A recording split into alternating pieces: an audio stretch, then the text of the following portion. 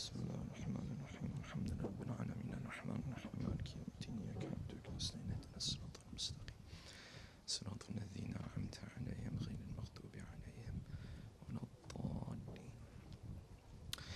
أعوذ بالله من الشيطان الرجيم. بسم الله الرحمن الرحيم. الحمد لله الذي لا يبلغه مدحته القائلون ولا يحصي نعماءه العادون ولا يؤدي حقه المجتهدون الذي لا يدركه بعد الهمم ولا يناله غوص الفطن الذي ليس لصفته حد محدود ولا نعت موجود ولا وقت معدود ولا أجل ممدود. أما بعد، فقد قال الله الحكيم في محكم كتابه الكريم: أعوذ بالله من الشيطان الرجيم. إن قارون كان من قوم موسى فبغى عليهم وآتيناه من الكنوز ما إن مفاتحه لتنوء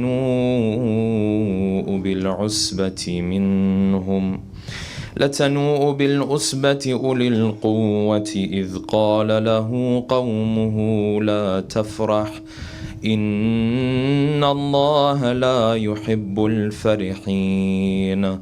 صدق الله العلي العظيم. صلوات اللهم صل على محمد.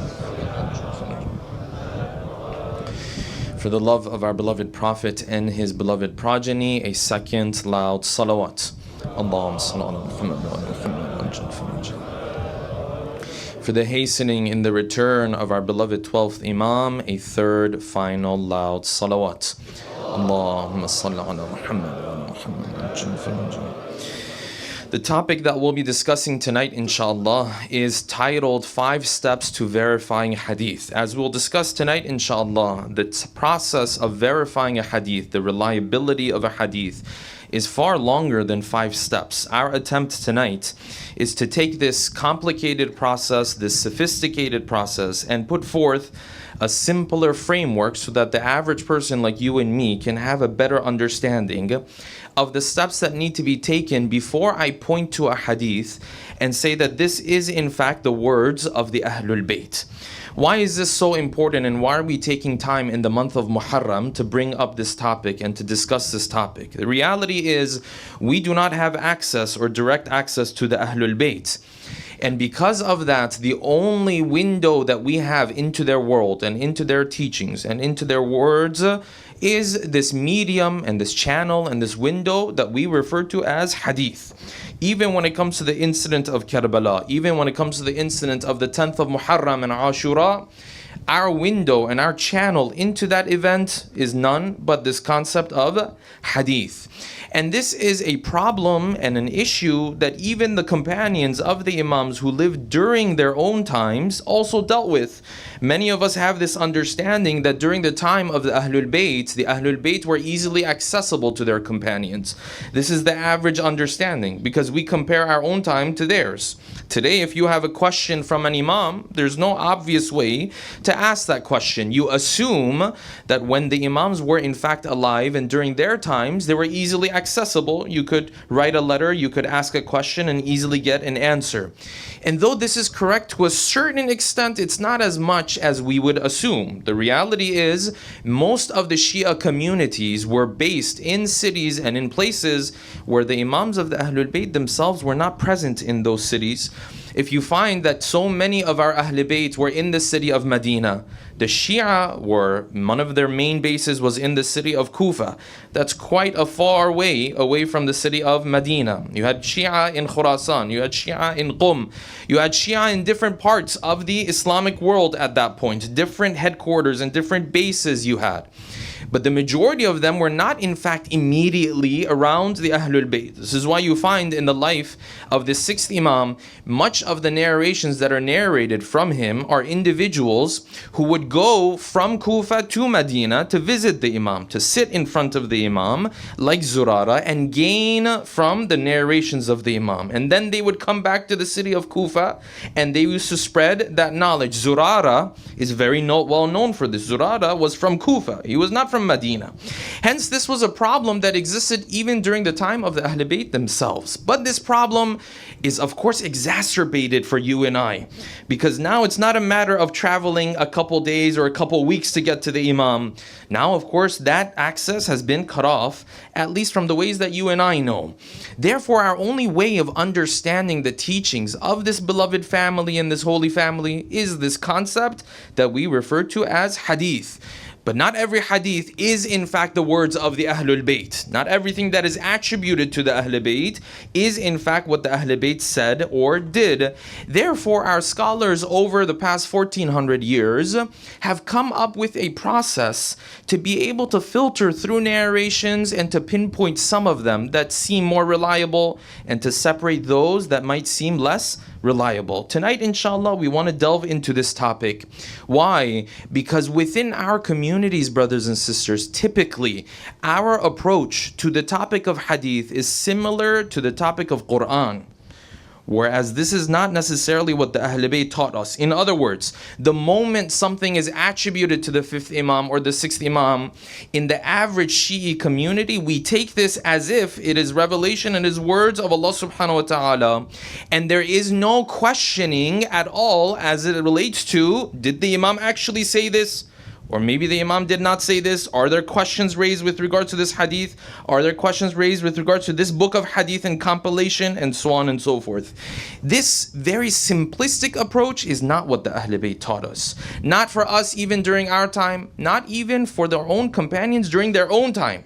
Even for their own companions during their own time, they had a very simple, at least, filtration process made available to them, so that when someone came from the city of Medina and said, I was with the sixth Imam and he said this, and someone else came and said the opposite, attributing it also to the sixth Imam, how would their companions deal with these narrations? Therefore, tonight, we want to take some time to delve into this topic, because our understanding of Islam, so much of it comes from this topic and concept of hadith. And in order to do so, we'll pose the following questions. Number one, should we approach anything that is attributed to the Ahlul Bayt as if it is truly said by them, the way we approach the verses of the Quran?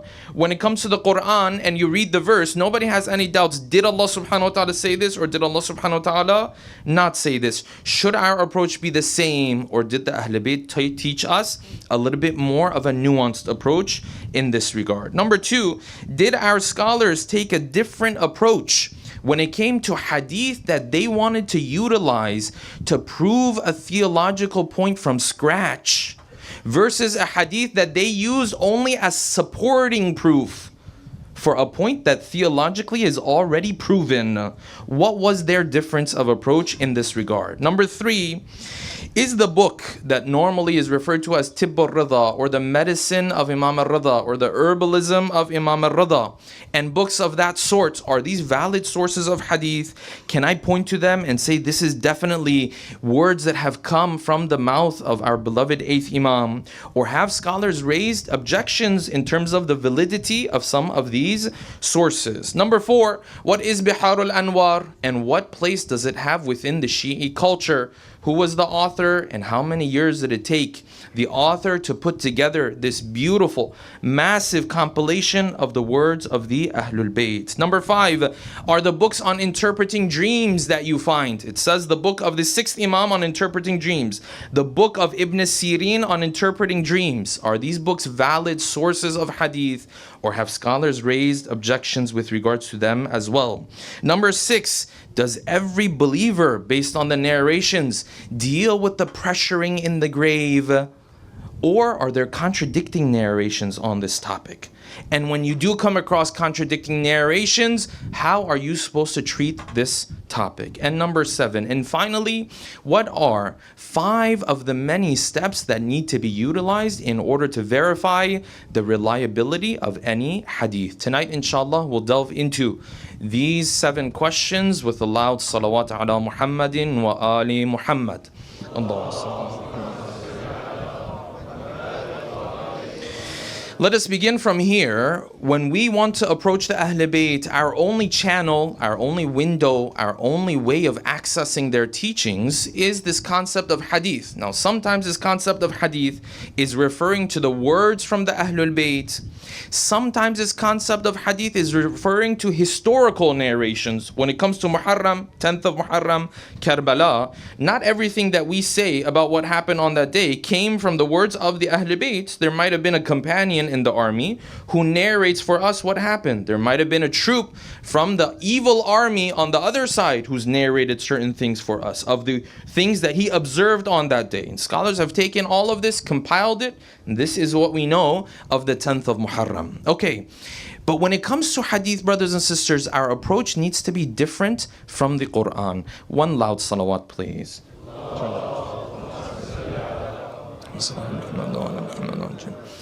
Our approach when it comes to hadith is different from the Quran. Why? Because when the Quran makes a claim, we don't question it. We don't scrutinize it. We don't sit there and say, well, let's see if this has a good chain, doesn't have a good chain. Did Allah subhanahu wa ta'ala actually say these words? Not, so on and so forth. Beauty of the Quran is that even in Western academia today, you will struggle to find individuals who will say, you know what, we have proof that this Quran was altered, at least from the time of the Khulafa, at least. Of course, we believe the Quran was compiled before that, yes, but the common understanding is from the time of the Khulafa. This is the beauty of the Quran. Therefore, if the Quran sits there and says there was a character by the name of Qarun, it's a relative of Musa, وَآتَيْنَاهُ مِنَ الْكُنُوزِ, and we gave to him treasures, that the keys to those treasures, إِنَّ مَفَاتِحَهُ لَتَنُوءُ بِالْعُصْبَةِ, strong people could struggle to carry the keys to his treasures. Now you imagine, what treasure is this that the keys to the treasure strong people struggle to carry? One might even argue, what's the point of that treasure at this point? Because it's so heavy, what are you going to do with it? Nonetheless, either way, these are things that seem quite odd, but we don't question it at all. Why? Because it's the verses of the Quran. The verses of the Quran are revelation. Sometimes we understand fully, sometimes we may not understand fully. Either way, no one sits there and says, well, I don't know if this is reliable or not reliable, because these are the verses of the Quran. Yes? The Quran says jinn were working day and night for Sulaiman. يَعْمَلُونَ لَهُمْ مَحَارِيبَ وَتَمَاثِيلَ. They were building temples for him, and they were building statues for him, and so on and so on. We don't question any of this. Sounds odd to the average person, but we don't question any of it. Why? Because it is words from the Holy Quran. Our approach when it comes to hadith is a little different. In other words, we submit ourselves the same way to hadith, except after one important step. That step is, first, I have to have proof that the Imam actually said this. Then afterwards, if I know the Imam said this, then I submit to it, even if it seems like an odd comment. I don't care. What the Ahl Bayt have, the knowledge they have is greater than anything else. They said it, we take it. But with this extra step here. And this extra step, brothers and sisters, typically is something that's missing from our average Shi'i culture. You find this step in other schools of thought is present to a certain extent. And of course, they have their own flaws and their own challenges, yes? But within our cultures, the moment something is called hadith, people automatically assume this came directly from the lips of a beloved Imam. Whereas that's not necessarily the case. There is a process that one has to follow. This process, of course, is a long process. Scholars spend years to study a process like this. But tonight we want to go through some of the main steps that you and I can take, so that either sometimes I can take some of these steps myself, or if a scholar points to a hadith and says, you know what, we cannot take this one, at least I can understand to a certain extent where he's coming from and why he's saying this narration may not be reliable. Yes? Before we get into these 5 steps to verify hadith, the reliability of hadith, it's very important categorization we have to make here. Very important. That is this. There are times that you point to a hadith and you are utilizing that hadith to prove a theological point from scratch. Meaning this is your main proof. Here you have to apply a lot of scrutiny. Here you have to ask a lot of questions. Here you have to say, which book did it come from? What does the chain look like? Let's see if this works. Let's see if that works. There's a lot of questions to ask here. There are times where you're not using a hadith to prove a theological point from scratch. There's something you already believe in. This hadith is only elaborating on it. So I'll give you an example. The example of when it comes to the generosity of our beloved Prophet, Muhammadin al-Mustafa, salawatullahi wa salamu alayhi. Allahumma salli ala Muhammad. When it comes to the generosity of the Prophet, we already know the Prophet is generous. The Quran already said, وَإِنَّكَ لَعَلَىٰ خُلُقٍ عَظِيمٍ. We already know he has the best of akhlaq. Okay, great. Now, if I come across a narration that's not necessarily in the most reliable of books, and it says the Prophet was walking one day and then he took some money from his pocket, he gave it to a poor person. I can take that narration, I can narrate it, it's not a problem. Why? Because I'm not trying to prove a theological point from scratch. It's something we already believe in. Now this is, of course, elaborating on it. So here, our scholars have taken a more flexible approach. But if I want to point to something and use it for the first time, I'd prove a point from scratch. I want to say, for example, there is a teaching in the Ahlul Bayt, it tells us to do tawassul, for example, which of course is part of our teachings, yes? Well, then there I have to scrutinize. Then I have to ask questions, because I'm not trying to use this hadith to prove something I already believe in. I'm trying to use this hadith to prove something from scratch. This is my main proof. You understand the difference, yes? These are technical discussions, but they are important. So this differentiation and this categorization is very, very critical. Not every hadith do I come across. Do I have to sit there and go through this process? By the end of tonight's talk, you might say, well, Shaykh, this way I can't share any hadith. No, you can. Just depends what the usage is. If you want to share about the fadail of the Ahl Bayt, and it's things we already believe in, you want to share it, there's no problem. But if it's something you want to now prove a point with it, you want to now establish a theological point through it. Now you have to scrutinize. Now you have to ask, where did it come from? So on and so forth. You understand the difference? Our great scholar, Shaykh al-Tusi, Shaykh al-Ta'ifa, yes, who lived in the 5th century, he's one of the main authors of the books of hadith, yes? The author of multiple books of the 4 main books of hadith. Shaykh al-Tusi, when it came to hadith, when it came to theology, he was very precise. He mentions the narrations, but he also mentions where he got the narration from. From this person, from this person, from this person, from this person, from the Imam. But then he has a book, it's called Misbahul Mutahajjid. In Misbahul Mutahajjid, there's no chains. Why? Because it's a book of dua. Generally, our scholars, when it came to dua, they were more easygoing. Because the understanding was, this is something you're going to use to speak to Allah subhanahu wa ta'ala. Now, do we have to scrutinize to make sure every single word was said? No, they're more easygoing, more flexible here.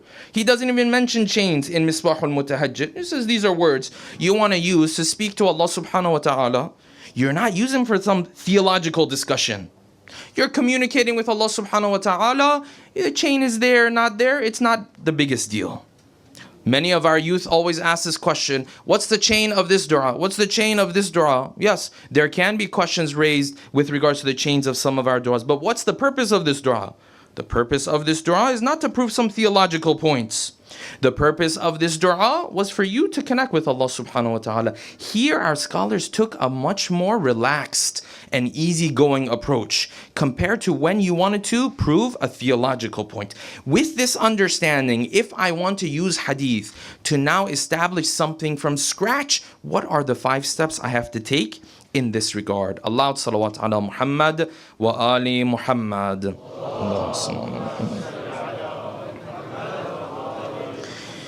The first of those steps, brothers and sisters, is this. And this one, everyone who is sitting here can slowly become acquainted with this process. Step number 1 is a step that is far more practical than the other steps. The first step that helps scholars to get a rough idea of the reliability of hadith is what book is it being narrated from. Now, in our communities, and I'm venting now, yes, we have a bigger problem. You know what our problem is? Our problem is when we mention hadith, we don't even reference it. It's a problem we have. On social media, people share hadith after hadith. The words of Imam Sadiq about this, for example, a thread he has on Twitter. Okay, where's the reference of this hadith? Don't worry. The sources, trust me, yes? The teachings of the 8th Imam about this topic. Okay, where's the references? Don't worry about that. That one you don't have to worry about. I found it on some other blog. This is something that has to become part and parcel of our culture, brothers and sisters. Referencing hadith. Otherwise, anyone will sit there and attribute anything they want to the Ahl Bayt, and they will easily get away with it. I saw once online, this young man, he had posted, he said, yes, the first Imam, Ali ibn Abi Talib, salawatullahi wa salamuhu alayhi. Allahumma sallam. One more loud salawat, please.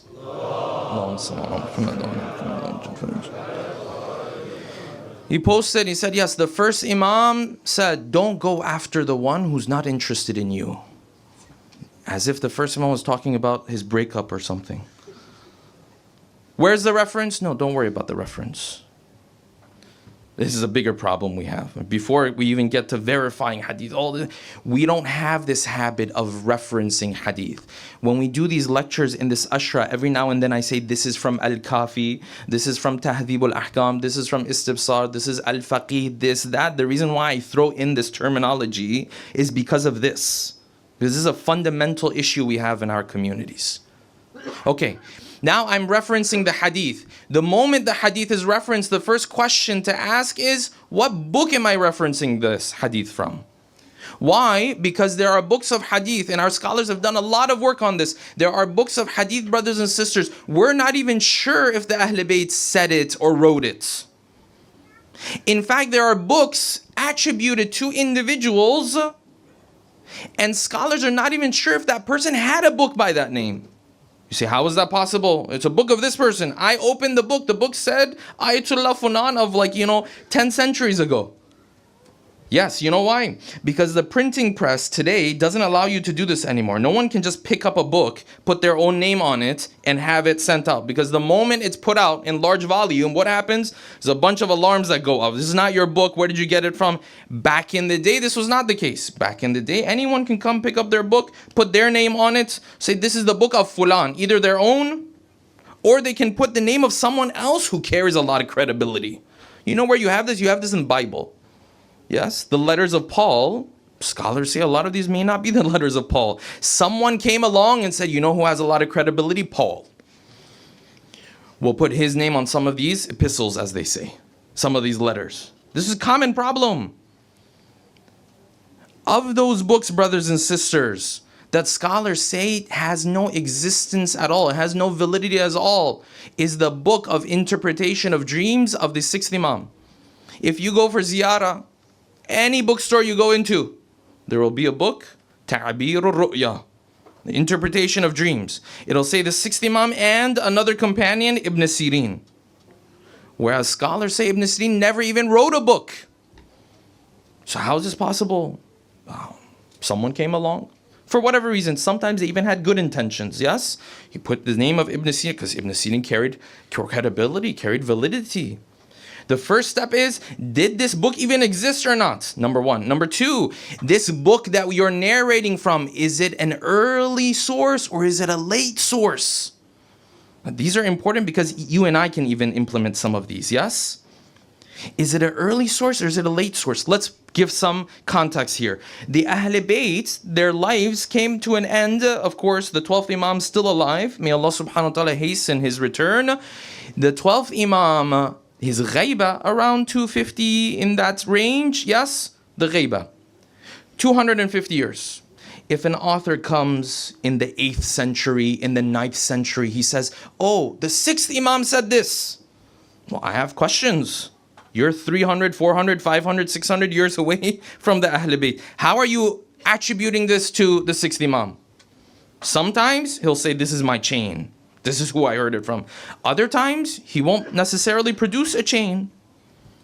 So I have to be very thoughtful. What books am I going to? But this is another part of our problem. Ask any Shi'i, what are our main books of hadith? The average Shi'i, you and I, will not be able to name 1, 2, 3, 4.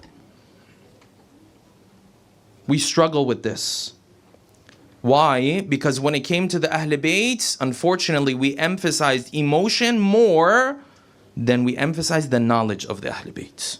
Whereas you need both. Both of them are important. You need the emotion and then you need the knowledge too. You need both.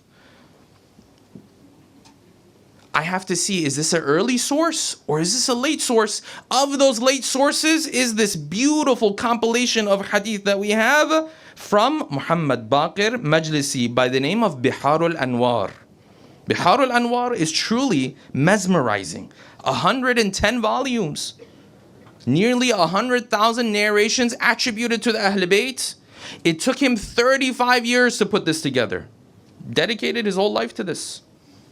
Sent his students into different cities to go and gather hadith. Go in this city, there's someone who says he has a book that consists of narrations that we don't already have in our compilation. Go and find it. He had a whole system working under him. Allama Majlisi. Okay, wonderful. But Allama Majlisi is in what century? 10th and 11th century. The Ahl Bayt are in what centuries? 2nd and 3rd century. How many years is there between them? That's 600, 700, 800 years between them.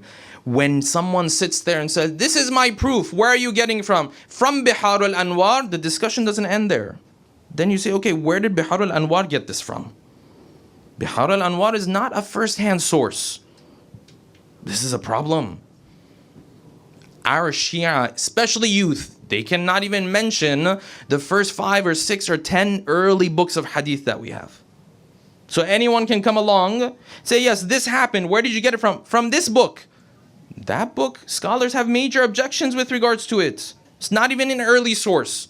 It's a source written 600, 700 years after the Ahl Bayt. Unless he's getting it from someone earlier, then we can't necessarily use that as our main proof to prove our theology. Sure, if you're using it as supporting evidence, that's a different discussion, something you already believe in. Oh, it's a story about the generosity of the Prophet. No problem. But as your main source, you cannot use this. So the first step, brothers and sisters, is what book is this person narrating from? What book is this person even referencing? Let us move on to the second steps onwards with a loud salawat.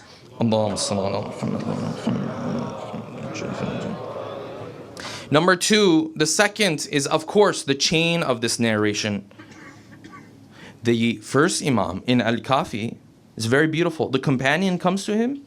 He says, Ya Amir al-Mu'mineen, you're saying that all of this knowledge and this hadith corpus that these Sunnis have, of course it doesn't say it in this way, yes? It says that the others have. All of this is wrong and they're lying upon the Prophet.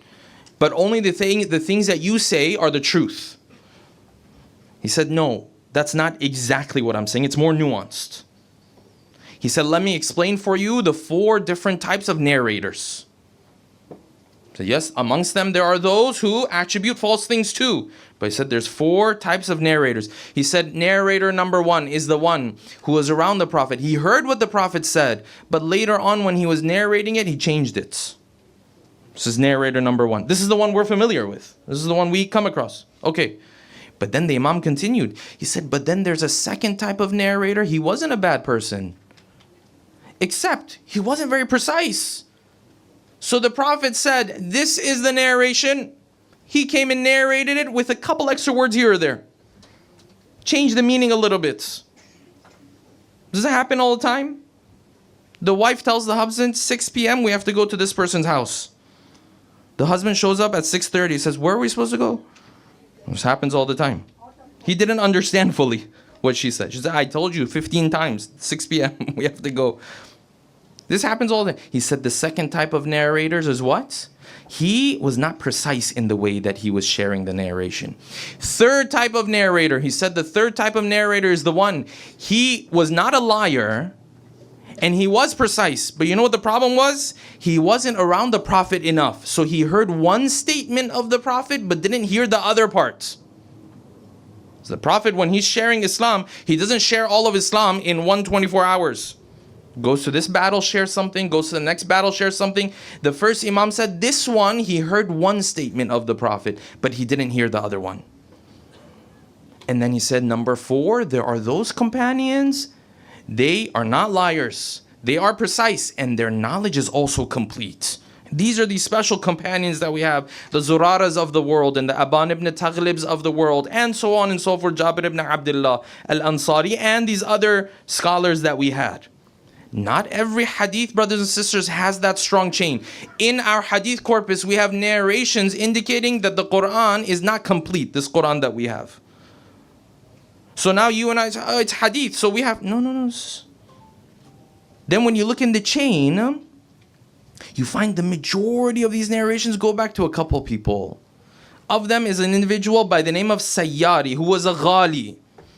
And the ghulat, part of their process, in order to explain that you don't really have to abide by Islam and the rules and the regulations, part of their propaganda was what? Actually, this Quran's not even complete. There's other parts to it. We don't have those parts. Of course, he got behind these narrations. But if I just look at anything and say, oh, this is the words of the Ahl Bayt, then what am I going to end up with? You have this problem. Of those books, brothers and sisters, that has issues with the chain, is this book that you might come across called Tibbur Rida or Risala Dhahabiyya. There are many scholars, they raise objections when it comes to this book. We're not sure these were the words of the 8th Imam. Can we say definitely wasn't the 8th Imam? No, we can't say that either. This is the problem with hadith. A lot of times you may not know at the end of the day, did the Imam actually say this or not? But go ahead and take a look at social media. MashaAllah, now this person says, come and learn from the medicine of the 8th Imam. Of course, the Ahl Bayt had this type of knowledge, no doubt about it. The question is this book belonging to them? That's the question. Of course, the Ahl Bayt had so much knowledge, you and I can't even talk about it. Come and read about the diet that the 8th Imam told you and I to have. So it goes back to a person by the name of Muhammad ibn Abi Jumhur. Major issues in the chain. We don't even know if this is actually something that comes from that source. Step number 2 is a discussion on the chain of narrators. Step number 3, and as we get to number 5, a crux of our discussion is going to be on number 5. Step number 3, brothers and sisters, is going to be what? Is whether or not this hadith meshes with the Quran. There's hadith says this day is a very special day. It's a very special Eid for my people. And then the rest of the hadith says on this day, rufi' al-qalam. You can do as you wish on this day. Step number 4, the hadith has to mesh with those parts of history that we know for sure. This is very important. There are examples to each of these. I want to move on to get to step number 5. Step number 5, and this is the one that probably is the most, underestimated one. Even if you come across a hadith that's valid, has a good chain, all of this kind of stuff, then you have to look and see, are there other narrations that contradict it? I found a very good hadith. It says this. But then there's other narrations say the exact opposite of it. So what am I supposed to do? Let me give you a concrete example, brothers and sisters. These things build the worldview of our community. Unless we have a framework here, down the road we're constantly going to run into problems. Yes? I'll share my personal experience with you, yes? I might have been 10, maybe 13, 14, high school, yes? 14, 15 maybe, yes? Picked up a book of hadith. What's better than reading hadith, yeah? Hopefully that's a great thing.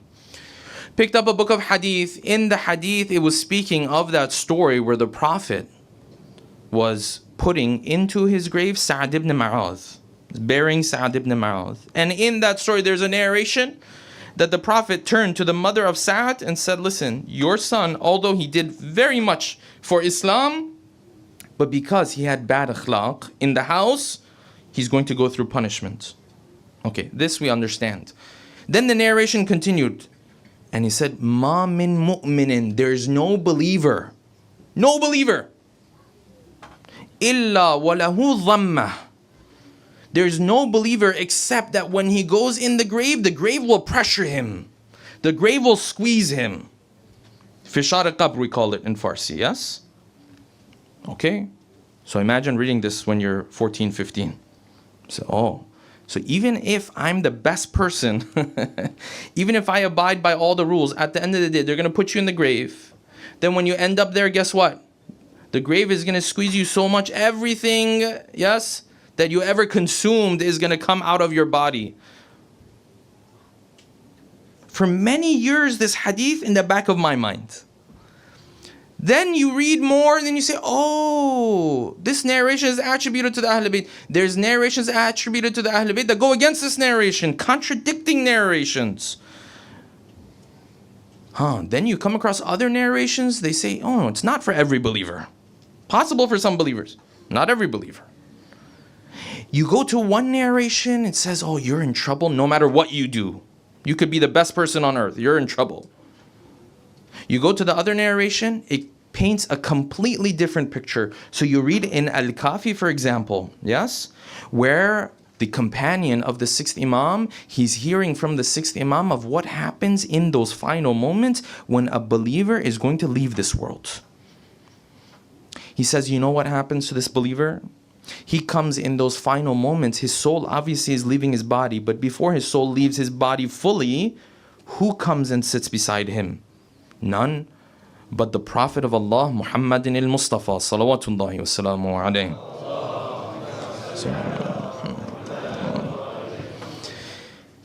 And with him, who else? The first Imam, Ali ibn Abi Talib, salawatullahi wa salamu alayhi. Allahumma salli ala Muhammad wa ala Muhammad. This one sits beside him, the other sits on the other side. And they turn to him and they say, listen, now that you've made it here, everything that you were fearful of is over. All the difficulties, all the pains, yes, is done. Everything that you had hope in, all the rewards are awaiting you. And when the Prophet is sitting beside him, the narration says that the Prophet opens a window for him so he has an opportunity to see his place in the next realm, in heaven. When he opens this window and he sees his place in heaven, he turns to him, he says, now do you want to go back to this world? Or do you want to come with us? Multiple narrations speak of this. He says, La hajata li fid dunya. I don't want that life anymore. I don't want to go back to that. Wherever this place is, this is where I want to go. So the soul is taken from him. Then they bring him, and the narration says they're doing tashyi' of him, and he's amongst them. And he sees the people who come and go as part of this tashyi' until they put him inside of the grave. And the angels come and ask questions of him. And he answers bima ya'lam. He answers exactly the way he's supposed to answer, because he lived his life like this. He's a believer. Then what happens? The narration says the Prophet returns and gives him all the glad tidings that now your rewards are about to begin. The same window opens. Now he's in barzakh. The same window opens into the next realm. He cannot enter into heaven, but this barzakh becomes a mini heaven for him until the time of the ultimate heaven. And then the narration says the grave opens up as far as his eyes can see.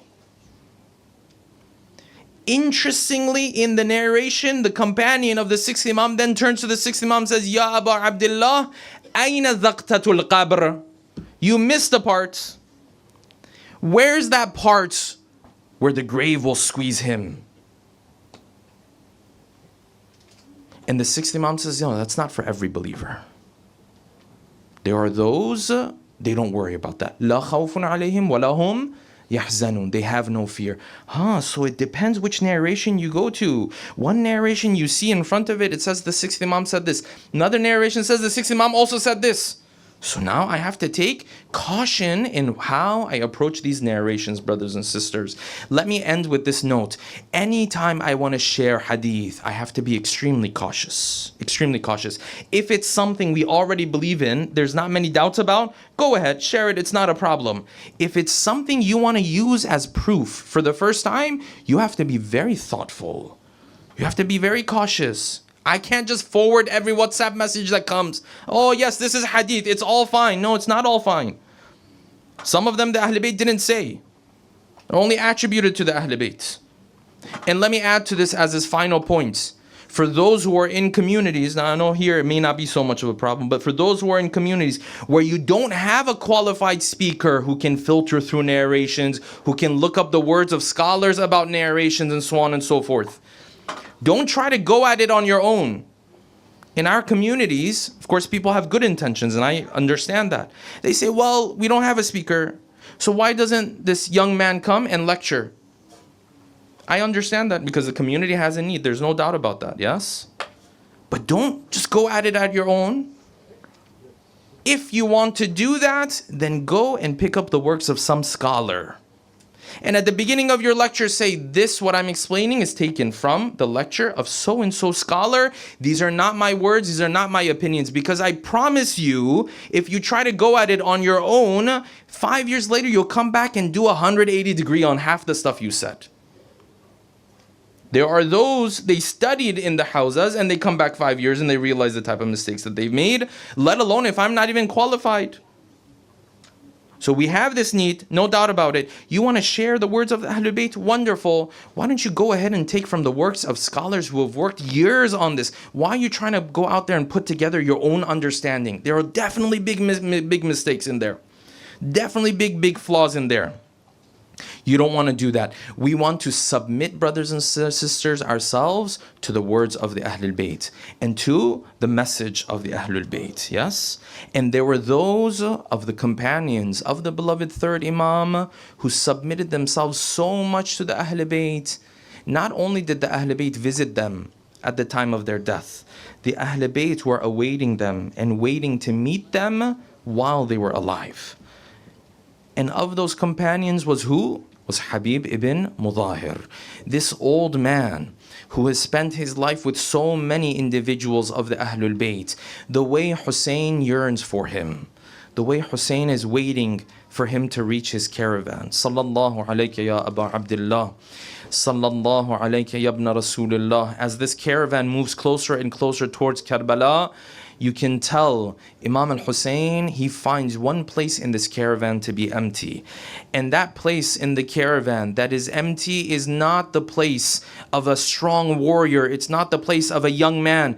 It is the place of an old man. It is the place of a man whose beard has turned completely white, but his whole life he's been loyal to this family. His whole life he has pledged his loyalty to the Ahl Bayt.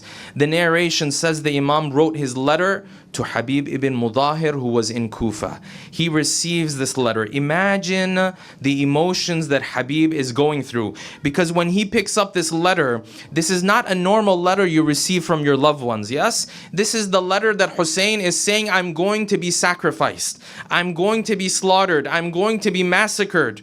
Oh Habib, will you join us? Oh Habib, will you come with us on this journey? The letter said, Min al-Hussein ibn Ali.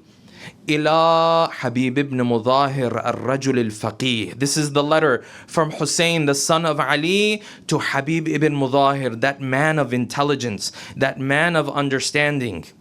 And the letter is a very short letter. Imam al-Hussein told him, you know our status, and we know that you are dhu shimatin wa ghayrah. Habib, we know the way you feel about us. We know the emotions that you have when it comes to this family of the Ahlul Bayt. What did he say? He said, Ya Habib, come and give your life in the path of the Ahlul Bayt. Yujazika jaddi Rasulullah. The messenger of God, my grandfather, he will reward you on the day of judgment. Yes? Habib knows what this means.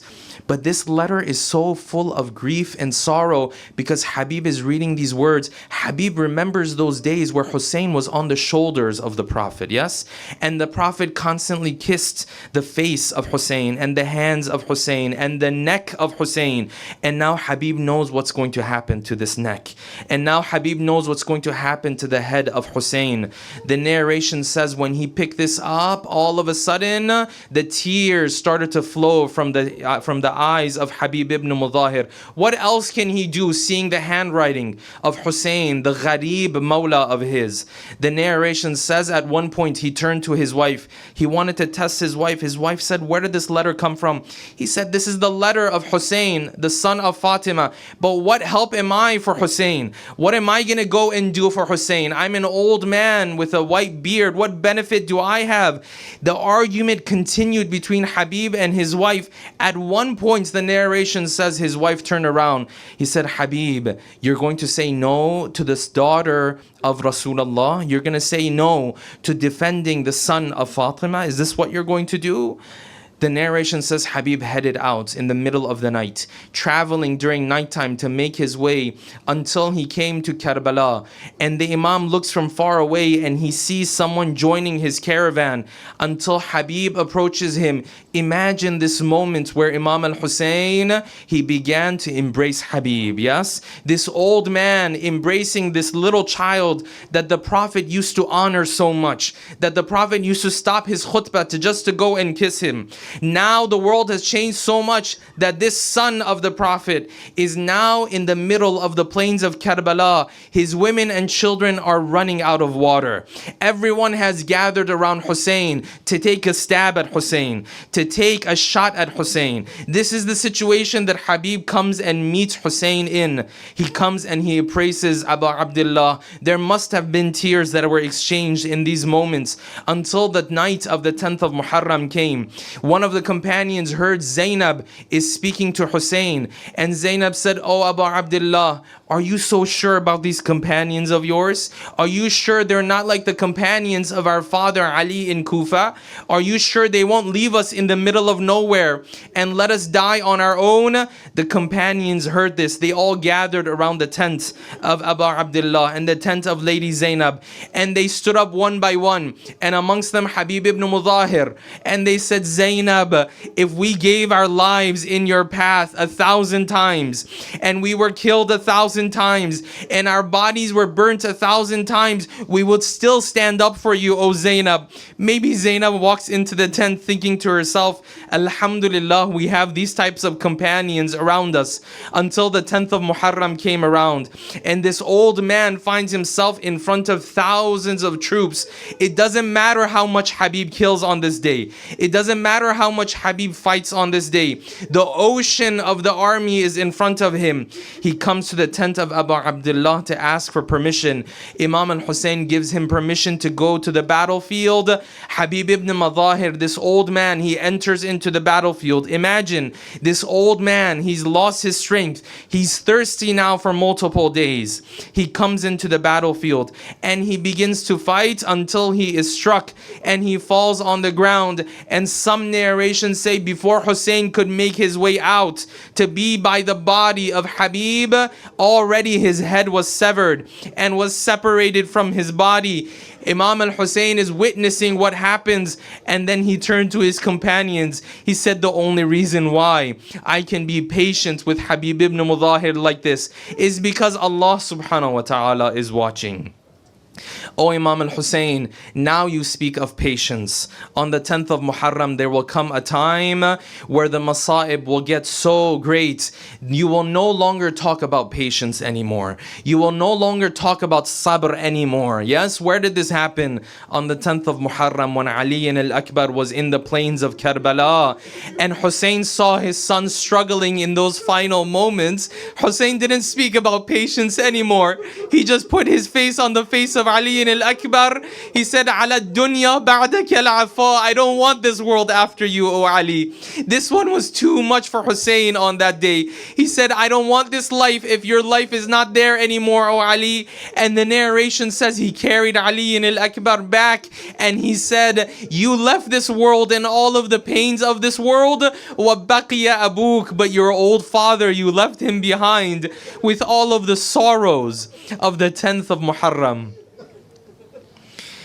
ألا لعنة الله على القوم الظالمين وسيعلم الذين ظلموا أي منقلب ينقلبون. Let us take our hearts to the plains of Karbala. Give our salam to our beloved third Imam. السلام عليك يا أبا عبد الله وعلى الأرواح التي حلت بفنائك عليك مني جميعا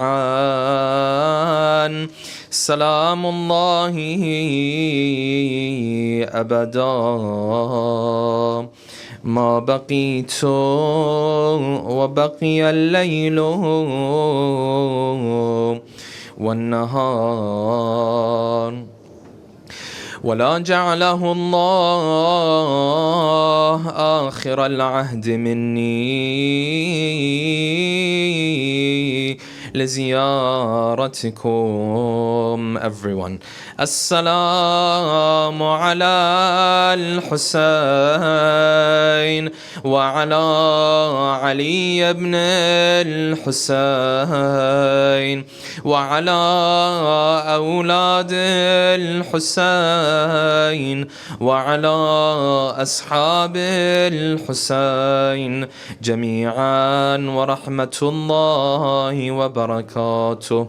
رحم الله من قرأ سورة الفاتحة مع الصلوات على محمد وآل محمد.